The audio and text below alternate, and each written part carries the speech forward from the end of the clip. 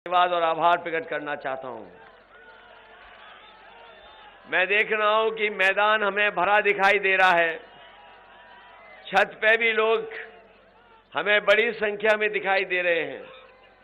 दाईं तरफ जो घर बने दिखाई दे रहे हैं, दूर दूर लोग हमें दिखाई दे रहे हैं। हो सकता है कि आवाज न जा रही हो, लेकिन वो लोग दूर से जन समर्थन देख रहे हैं कि क्या जन सैलाब और जन समर्थन दिखाई दे रहा है। बाईं तरफ भी हमें बड़ी संख्या में लोग दिखाई दे रहे हैं। बड़ी संख्या में लोग आए हैं और ये उत्साह और जोश बता रहा है कि इस बार गठबंधन की सरकार उत्तर प्रदेश में बनने जा रही है।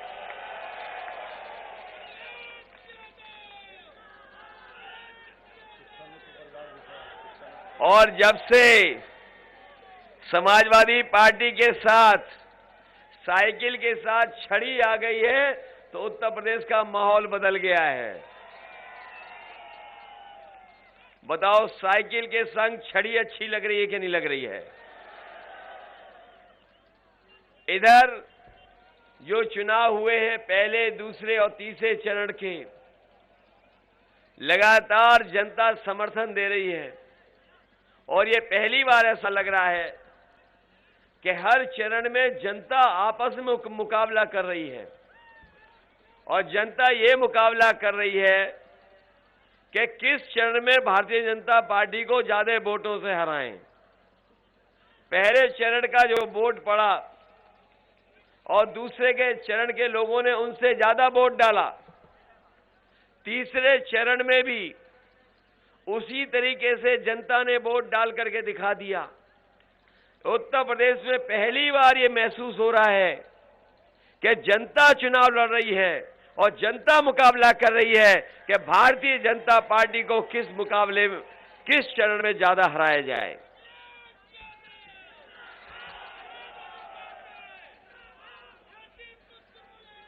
ये लोग जो गर्मी निकालने की बात कर रहे थे, अच्छा हुआ मुझे ओम प्रकाश राजभर जी ने याद दिला दी गर्मी वाली बात। ये जो गर्मी निकालने की बात कर रहे थे, जैसे ही पहले चरण की जनता ने वोट डाला, भारतीय जनता पार्टी के नेता कार्यकर्ता ठंडे पड़ गए और जिस समय दूसरे चरण में जनता ने वोट डाला, भारतीय जनता पार्टी के नेता सुन्न पड़ गए थे। और अभी मैं हरदोई आया था, हरदोई का जन समर्थन देख करके और आपका उत्साह देख करके मुझे पूरा भरोसा हो गया है कि जिस समय हरदोई के लोग वोट डालेंगे, हरदोई में भारतीय जनता पार्टी शून्य हो जाएगी। और जब ये चुनाव 5वें, 6ठे, 7वें चरण में पहुंचेगा, तो आप देख लेना भारतीय जनता पार्टी के बूथों पर भूत नाचेंगे। ये भारतीय जनता पार्टी के लोग नहीं जान रहे कि इनके खिलाफ जनता में 440 करंट चल रहा है, वोल्ट का करंट। ये भारतीय जनता पार्टी वाले नहीं समझ पा रहे हैं। जब से जनता के बीच में भारतीय जनता पार्टी के खिलाफ 440 वोल्ट का करंट चल रहा है, ये भारतीय जनता पार्टी नहीं समझ पा रही है। और आपने इनके बयान देखे होंगे, जिन नेताओं की भाषा बदली है, वो जनता का समर्थन नहीं पा रहे हैं। और इस बार जनता ने भारतीय जनता पार्टी की खटिया खड़ी कर दी है, इसीलिए इनके बयान घटिया आ रहे हैं। जनता ने इनकी खड़ी कर दी है खटिया, इसीलिए इनके बयान आ रहे हैं घटिया। और आपने नेताओं के भाषण सुने होंगे बीजेपी के। ये जो बीजेपी के नेता जो हैं, इनके भाषण सुने होंगे आपने। इनका जो छोटा नेता है, जो इनका छोटा नेता है वो छोटा झूठ बोल रहा है, जो बड़ा नेता है वो बड़ा झूठ बोल रहा है, और जो सबसे बड़ा नेता है वो सबसे बड़ा झूठ बोल रहा है। ये बात आपको समझ में आ गई कि नहीं आ गई? इनके जो छोटे नेता घूम रहे हैं वो छोटा झूठ बोल रहे हैं, जो बड़े नेता हैं वो बड़ा झूठ बोल रहे हैं, और जो सबसे बड़े हैं वो सबसे बड़ा झूठ बोल रहे हैं। बताओ हमारे हरदोई के लोगों, संडीला के हमारे आसपास के किसान भाइयों, आप में से किसकी किसानों की आय दोगुनी हो गई? यही बीजेपी के लोगों ने कहा कि 22 तक जब 2022 आएगा तो हमारे किसानों की आय दोगुनी हो जाएगी। ये किसान भाई भी हैं, किसान भाइयों के बेटे भी हैं। बताओ कितनी की आय दोगुनी हो गई? और जब आप खाद लेने गए होगे तो बताओ खाद आपको मिल गई कि नहीं मिल गई? और डीएपी लेने गए तो क्या मिल गई आपको डीएपी? और जब बोरी देखी होगी तो बताओ 5 किलो की चोरी हो गई कि नहीं हो गई? और ये बाबा मुख्यमंत्री कह रहे हैं हम गर्मी निकाल देंगे।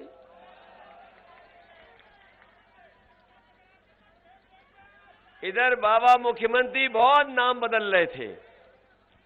बाबा मुख्यमंत्री जो हमारे हैं बहुत नाम बदल रहे थे, जहां जाते थे वहां नाम बदल देते थे, जहां जाते थे रंग बदल देते थे। मुझे खुशी है इस बात की, लखनऊ का एक बहुत बड़ा अंग्रेजी के अखबार ने बाबा मुख्यमंत्री का नाम बदल दिया।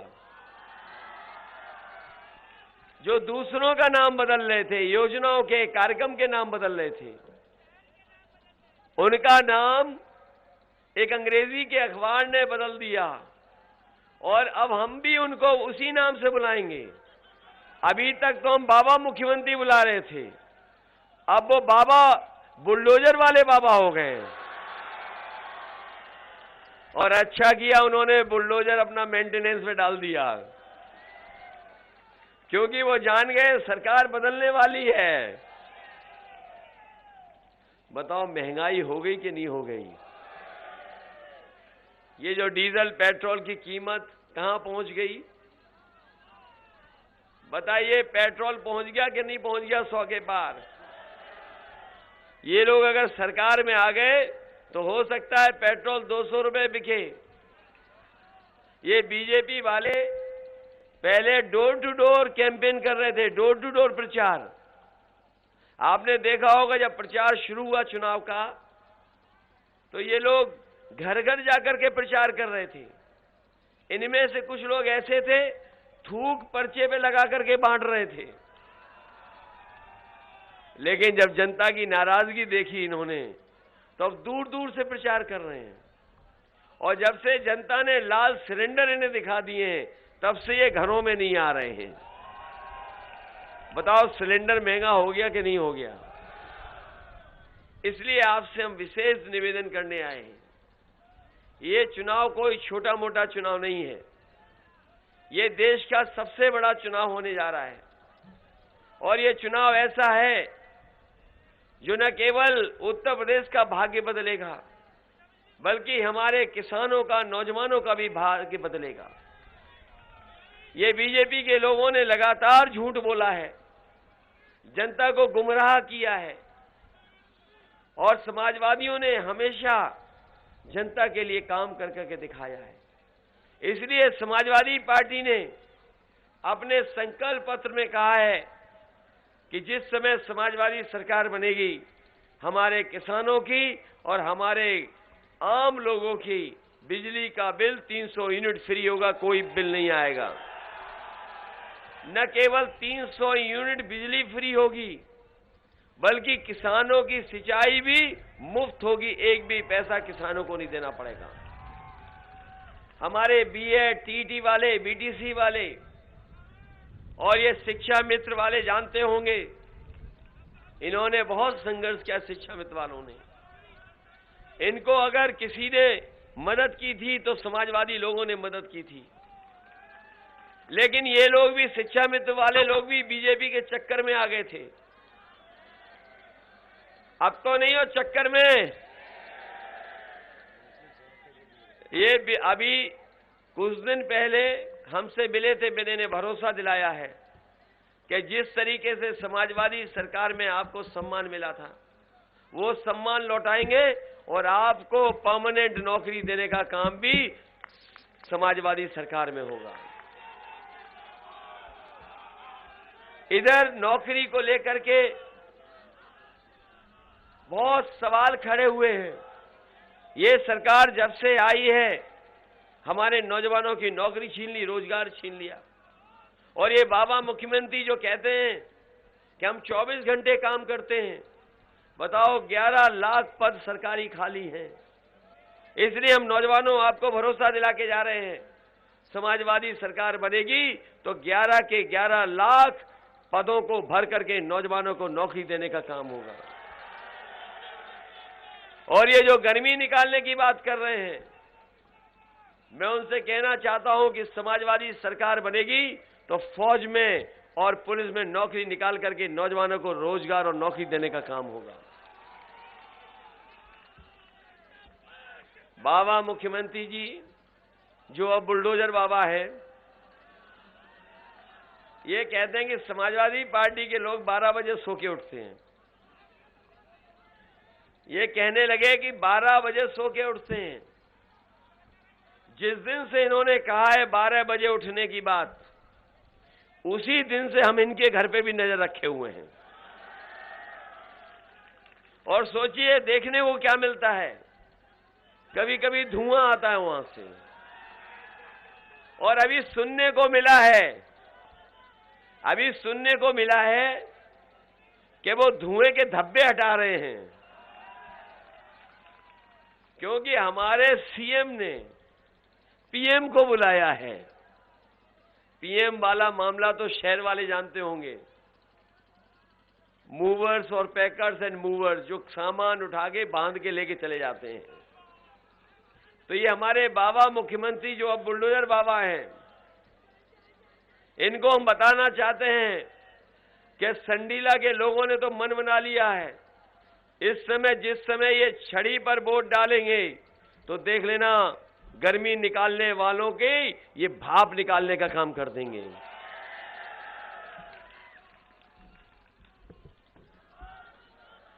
ये बाबा मुख्यमंत्री जो अब बुलडोजर बाबा हैं, लखनऊ में बड़े बड़े इन्होंने कार्यक्रम किए।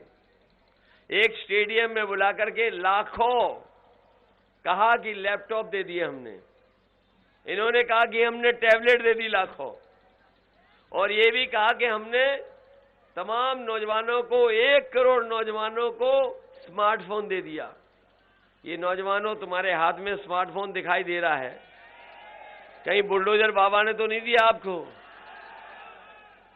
संडीला में नहीं पहुंचा भी तो बताइए बाबा मुख्यमंत्री आपको नहीं देंगे, क्योंकि वो खुद चलाना नहीं जानते, इसलिए आपको नहीं देंगे।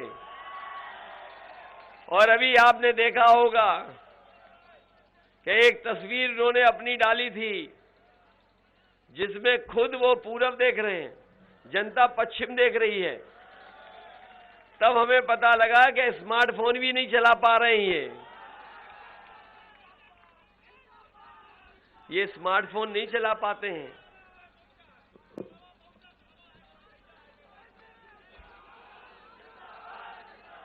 मैं जानता हूं कहां तकलीफ है। ये हमारे किसान जो इंतजार कर रहे थे, उनकी पैदावार की कीमत मिल जाएगी, पैदावार की कीमत नहीं मिली। लेकिन हमारे बुलडोजर बाबा जी ने उन्हें दिन रात जगाने को कर दिया है। पूरी रखवाली करनी पड़ रही है। और जो गौशालाएं बनी थीं उसमें भूखी गाय मर रही हैं। और जो बाबा जी बता रहे थे कि हम उत्तर प्रदेश को सुधार देंगे, किसानों की मदद कर देंगे, वो अपने प्रिय जानवर को भी नहीं पकड़ पा रहे हैं। ये जो नाम ले रहे हो आप, ये हमारे बाबा मुख्यमंत्री जी का सबसे प्रिय जानवर है। इसलिए हम आपसे निवेदन करने आए हैं ये चुनाव सरकार बनाने का है। बताइए, जैसा अभी आपके ओम प्रकाश राजभर जी ने कहा, क्या कांग्रेस सरकार बना रही है? क्या बहुजन समाज पार्टी सरकार बना रही है? सीधा सीधा मुकाबला है जनता का और भारतीय जनता पार्टी का। और समाजवादी पार्टी जनता के साथ खड़ी है। ये हमारे सुहेलदेव पार्टी जनता के साथ खड़ी है। साइकिल और छड़ी जनता के साथ खड़ी है। ये जो हम अपने साथियों को समझा के जा रहे हैं, आपने अभी पंचायत का चुनाव देखा होगा, मुकाबला था समाजवादी पार्टी और भाजपा में। भाजपा जो कर सकती थी उन्होंने किया, पैसे से लेकर के वोट छीनने तक। और कई जगह आपने खबरें पढ़ी होंगी कि जो हमारी माताएं बहनें पर्चा खरीद करके लाई थीं, उनके कपड़े फाड़ दिए और पर्चा छीन लिया। याद है कि नहीं याद है? और पूरे उत्तर प्रदेश में बहुजन समाज पार्टी के जितने भी जिला पंचायत सदस्य थे, सबने बीजेपी की मदद की कि नहीं की? इसलिए हम आपसे कहना चाहते हैं, ये संडीला के लोग बहुत समझदार लोग हैं। ये संडीला के लोग बहुत समझदार लोग हैं। आप हर चीज को समझते हो। जब संडीला के लोग संडीला का इतना अच्छा लड्डू बना सकते हैं, तो बताओ सरकार नहीं बना दोगे आप? और ये बीजेपी वाले कोई खुशी का मौका नहीं आने देना चाहते हमारे आपके जीवन में कि हम आप लोग संडीले का लड्डू खाएं। बताओ, आप समझते हो बात क्यों नहीं समझते हो? ये जो हाथी पे बैठे हैं, कहां चले जाएंगे?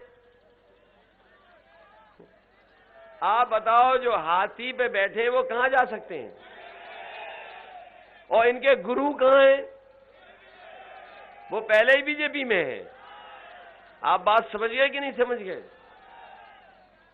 जो हाथी पे बैठे हैं वो कहीं भी जा सकते हैं, और जो हाथी पे बैठे हैं उनके गुरु किस पार्टी में बैठे हैं?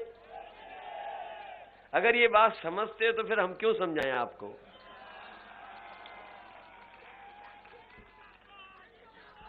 पूरे उत्तर प्रदेश में आप पता कर लो। बताओ, पूरे उत्तर प्रदेश में आप पता कर लीजिए किसके साथ खड़े हैं सब लोग। पूरा पहला चरण, दूसरा चरण और तीसरा चरण आप देख लो कहां खड़े हैं सब लोग। सब लोग गठबंधन की सरकार बना रहे हैं। मैं हरदोई आके चला गया, हरदोई में वोट मांग लिए थे मैंने, लेकिन मैं संडीला आपके लिए वोट मांगने आया हूं, आपसे मदद मांगने आया हूं। जब सब लोग हमारी मदद कर रहे हैं, तो बताओ संडीला के जनता हमारी मदद करेगी कि नहीं करेगी? मैं आपसे निवेदन करना चाहता हूं, ये बीएसपी का कोई भरोसा नहीं है किसके साथ चली जाए। हम लोग बहुमत की सरकार बना रहे हैं और पहले दूसरे चरण में ही शतक लगा दिया है, और तीसरे चौथे में दूसरा शतक लग जाएगा, और बाकी जितने चरण बचेंगे उसमें समाजवादी पार्टी और गठबंधन ऐतिहासिक जीत जीतने जा रही है। और आप पता कर लेना, अभी जो तीसरा चरण वोट पड़ा है, बीजेपी के कई बूथों पर, कहने को तो भारतीय जनता पार्टी कहती है कि हम दुनिया की सबसे बड़ी पार्टी हैं। मिस्ड कॉल कर करके इन्होंने कहा कि हम दुनिया की सबसे बड़ी पार्टी हैं, लेकिन आप पता कर लेना तीसरे चरण में कई बूथ ऐसे थे जहां पर एक भी बूथ पे मक्खी मारने वाला भी नहीं मिला भारतीय जनता पार्टी को। इसलिए बताओ, मदद करोगे कि नहीं करोगे? ये दूसरों दलों के चक्कर में तो नहीं कोई आ रहा है। हम आपसे विशेष निवेदन करना चाहते हैं। मैंने शुरू में ही कहा कि जनता ने जिनकी खड़ी कर दी खटिया, उनके बयान है घटिया। बताओ, घटिया बयान दे रहे हैं कि नहीं दे रहे हैं? आपने पढ़ लिया हो अखबार में जो तस्वीर दिखाते फिर रहे हैं हमारी, वो लोग हैं कि जो चुनाव हार चुके हैं। याद करिए, पहलवान कौन खिसियाता है? जो हारने लगता वही खिसियाता है। आप बाबा जी की शक्ल देखिए, बताओ उनकी शक्ल पे 12 बज गए कि नहीं बज गए? और अब तो गोरखपुर वाले भी एक गाना गाने लगे हैं उनके लिए। गोरखपुर वाले, क्योंकि आपने देखा होगा कि जब से पैदल पैदल किया इनको, प्रधानमंत्री जी ने याद एक बार पैदल पैदल चला दिया था इन्हें। पैदल पैदल जब से हुए हैं तब से ये लगे थे कि हम कहां से चुनाव लड़ें। पहले कह रहे थे हम यहां से चुनाव लड़ेंगे, फिर कह रहे थे यहां से चुनाव लड़ेंगे, फिर कह रहे थे यहां से चुनाव लड़ेंगे। लेकिन जनता ने बताओ कहां भेज दिया इन्हें? उन्हें अपने घर भेज दिया कि नहीं भेज दिया? और सुनने में आया है कि 11 तारीख की हवाई जहाज की टिकट भी खरीद ली है उन्होंने। जो जाने वाला है उसे और धक्का मार दोगे कि नहीं मारोगे? इसलिए संडीला के हमारे सभी किसान भाई, सभी नौजवान साथी, सभी माताएं बहनें, मैं आपसे विशेष निवेदन करने आया हूं। जब 2012 में आपने जिताया था, सरकार बनी थी, याद है कि नहीं याद है? आपने 12 में जिताया, सरकार बन गई। इस बार 22 में जिता दो, सरकार आपकी बनने जा रही है। आप आसपास पता कर लो माहौल है पार्टी के पक्ष में कि नहीं। आप मलियाबाद पता कर लो कौन जीत रहा है, और आप पता कर लो शाहजहांपुर में कौन जीत रहा है। आप पता कर लो बरेली में कौन जीत गया। आप पता कर लो इटावा में कौन जीत गया। और कल ही हमने वोट डाला था, अपने हाथ पर साइकिल की बटन दबाई थी, लेकिन आप लोग छड़ी को, बटन को दबा करके यहां पर समाजवादी पार्टी और गठबंधन के प्रत्याशी को जिताने का काम करना। इसलिए मान लें कि सुनील रघुवंशी जीत के जा रहे हैं, और जीत के जाएंगे तो इनकी मदद करने का काम हम लोग करेंगे। यही संडीला क्षेत्र है जहां पर हम बड़े बड़े कारखाने लाने का काम कर रहे थे। जब समाजवादी सरकार थी तो सबसे बड़ा कारखाना यहां लगाने का काम समाजवादियों ने किया। ये ऐसा कारखाना है जो पूरे देश में और एशिया में इससे ज्यादा बड़ा उत्पादन कोई नहीं कर पा रहा है, वो यहां पर बनाने का काम समाजवादियों ने किया है। हम आपको भरोसा दिलाते हैं, ये संडीला में हम जहां कारखाने लाएंगे वहीं एक ट्रेनिंग इंस्टीट्यूट भी बनाएंगे। और ट्रेनिंग इंस्टीट्यूट इसलिए बनाएंगे कि जो हमारे नौजवान हैं 10वां पास, 12वां पास या कोई और डिग्री कर लिया उन्होंने, उनको वहां पर ट्रेनिंग करा करके, कम से कम 6 महीना 3 महीने की ट्रेनिंग करा करके उन्हें यहीं पर नौकरी और रोजगार दिला दें। और इसलिए हम कह रहे हैं कि इधर चीजें बदली हैं, इधर चीजें बदल गई हैं। हमारे नौजवान जानते होंगे कि चीजें बदल चुकी हैं। आज मोबाइल से सब जानकारी हासिल है, तमाम लोग इसके माध्यम से कारोबार कर रहे हैं, बहुत सारे उद्योग इससे लाभ उठा रहे हैं। आज हर चीज मोबाइल पे चली जा रही है और मोबाइल के माध्यम से हम सूचना हासिल कर ले रहे हैं। इसलिए समाजवादी पार्टी ने तय किया, और पहले भी किया था समाजवादियों ने, आप लखनऊ में जाकर के देख लें, SCL का सबसे बड़ा ट्रेनिंग इंस्टीट्यूट लेकर के आए। वहां पर बड़े बड़े जो पढ़े लिखे हैं, जो लाखों लाख महीने की नौकरी पाते हैं, वो आज वहां लखनऊ में ट्रेनिंग कर करके औरों को ट्रेनिंग दे करके रोजगार दे रहे हैं। इसलिए IT के क्षेत्र में जो बदलाव आया है, काम करने के क्षेत्र में जो बदलाव आया है, इधर लैपटॉप, मोबाइल, चीजें बदल गई हैं। इसलिए समाजवादी पार्टी ने तय किया है कि नौजवानों को अच्छे रोजगार के लिए अगर हमें 22 लाख नौजवानों को IT से के सेक्टर में नौकरी देनी पड़ेगी, तो अपने नौजवानों को भविष्य को बेहतर करने के लिए 22 लाख कंप्यूटर से जुड़ी रोजगार नौजवानों को दिलाने का काम करेंगे। क्योंकि पढ़ाई के बाद ट्रेनिंग जरूरत है। पढ़ाई के बाद अगर ट्रेनिंग नहीं करोगे तो रोजगार नहीं मिलेगा। आज के जमाने में हम कितनी भी अच्छी पढ़ाई कर लें, लेकिन अगर हम ट्रेनिंग अच्छी नहीं करेंगे तो हमें रोजगार नहीं मिलेगा। इसलिए संडीला इंडस्ट्रियल एरिया को और बड़ा कर करके और कारखाने उद्योग लाने का काम करेंगे और साथ ही साथ एक ट्रेनिंग इंस्टीट्यूट बनाएंगे कि अगर हमारे बच्चे ट्रेनिंग कर लें और फैक्ट्री के लोगों को कैसी नौकरी की जरूरत है उसी तरह की ट्रेनिंग दे करके उन फैक्ट्री में उनको नौकरी और रोजगार मिल जाए, उस दिशा में समाजवादी लोग काम करेंगे। इसलिए मदद करोगे कि नहीं करोगे?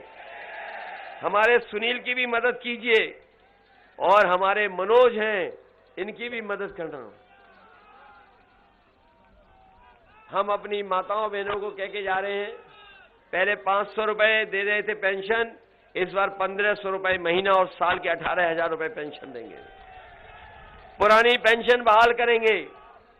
अपनी बेटियां पढ़े लिखे, बहनें पढ़े लिखे, इनको 12वें का पास हो जाएंगी तो 36,000 रुपए देंगे।